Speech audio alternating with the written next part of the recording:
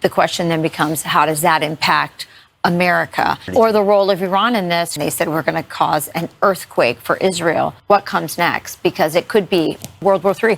World War III, we're hearing, could be starting today, October 15th, 2023, as a result of nation rising against nation, all centered around the conflict between Israel and Palestine. And if you're a praying individual, now might be the time, as the United States, Iran, Russia, China, Israel, they are all putting in their 2 cents with a World War III. And this is trending all over the internet and social media right now with concerns of what's taking place. Now, stick around to the end. I'm going to be sharing with you my thoughts on this as well. But as you know, this all started about a week ago when Israel was attacked by the terrorist group Hamas. Now, Israel vowed to strike back, said they were at war with Palestine, and they said that they would be attacking the Gaza Strip, and they have been defending themselves. Now, today, they said that they will strike by land, sea, and air, and will leave the Gaza Strip a pile of rubble as a result of what has taken place in Israel. Now, this morning, Iran has said that if Israel does this,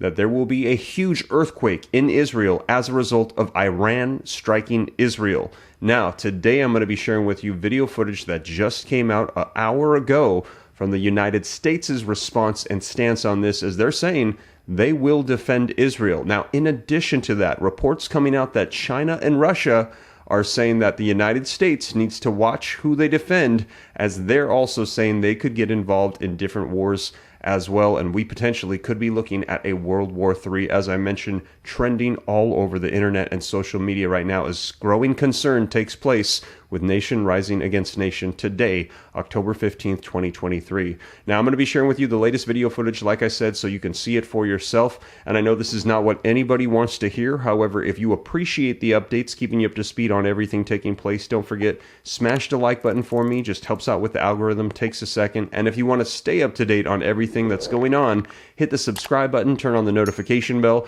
I'll not only keep you up to date with the conflicts going on, but also in the United States, what's happening with Congress, legislation, our economy, what could help out you and your family, and what to prepare for. But with that being said, let's go ahead and dive right in and take a look at the video footage that just came out today, a couple hours ago, from the United States and their response to what's taking place with Israel and Palestine.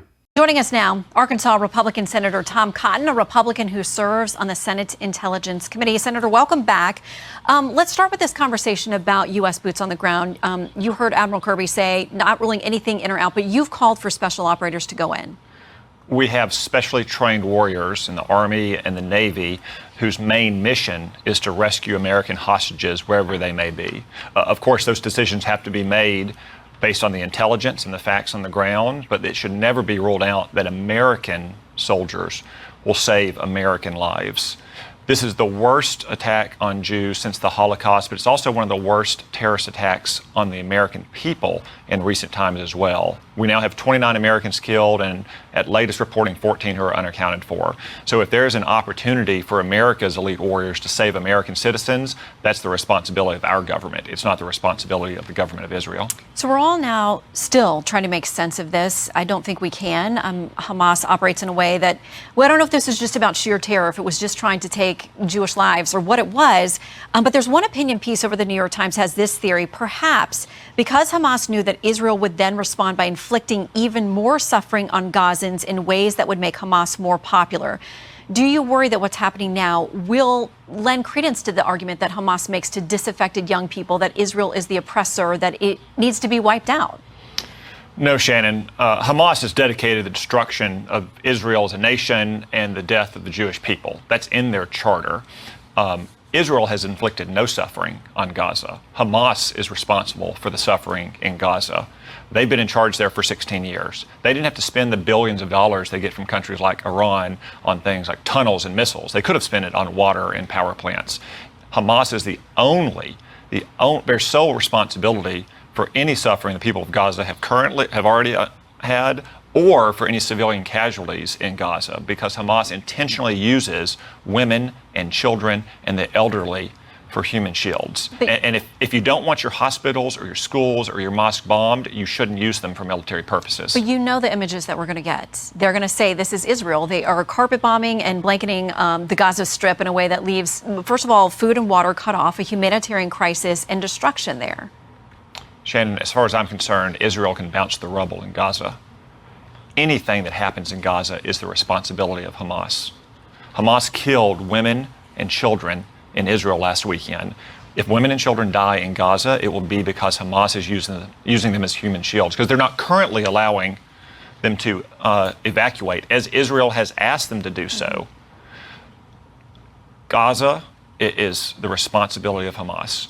And if Hamas uses schools and kindergartens and mosques for military purposes, Israel has every right under the laws of war to strike back.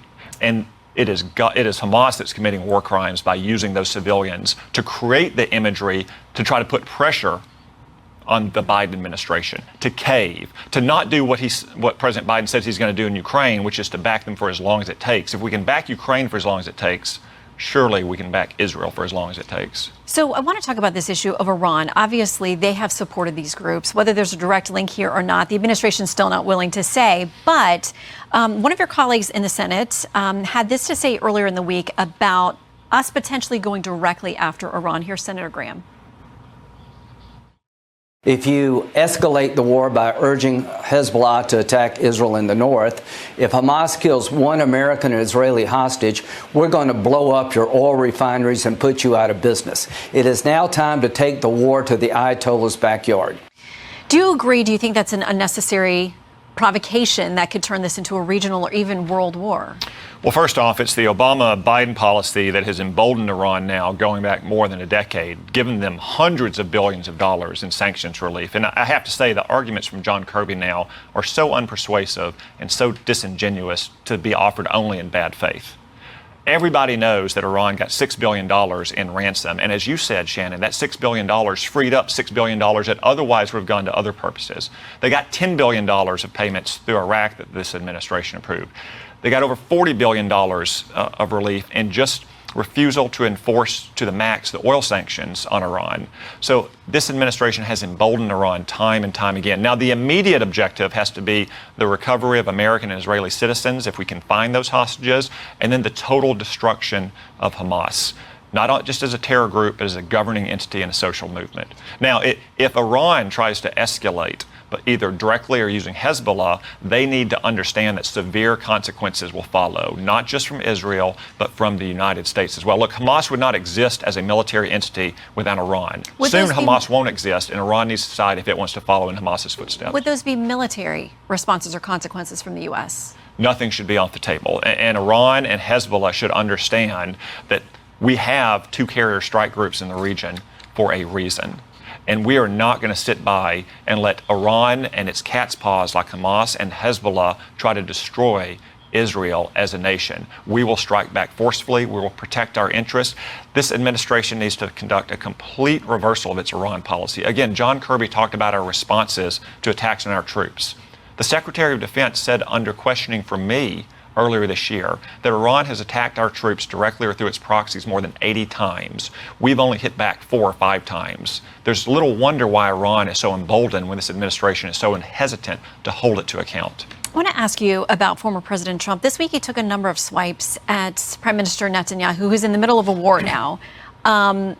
It raised a lot of eyebrows. People were concerned. When this is a person who's been described as the most pro-Israel president in history, he has a lot of actions and a record to show that.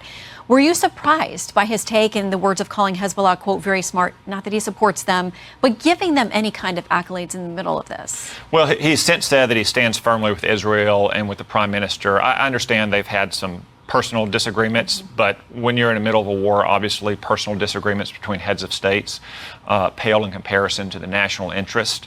I know that President Biden and Prime Minister Netanyahu have had their differences as well, but he has said that he is going to give unwavering and rock solid support to the prime minister. What concerns me even more is this administration's actions. As I've said, they've been soft on Iran versus President Trump, who was very, very tough on Iran and stood squarely with Israel. And just look more broadly. It wasn't on President Trump's watch that Kabul collapsed in 21. It wasn't on President Trump's watch that Russia invaded Ukraine. It wasn't on President Trump's watch that Iran unleashed its proxy, Hamas, to slaughter Jews in Israel. All these things happened under President Biden because President Biden has been tempting America's enemies with his weakness and his concessions. Wow, so there you have it. Let me know your thoughts. And they're saying that this is going to be continuing on for quite some time. So as more information rolls out on this and the involvement of different nations, I'll be sure to keep you up to date here on the channel.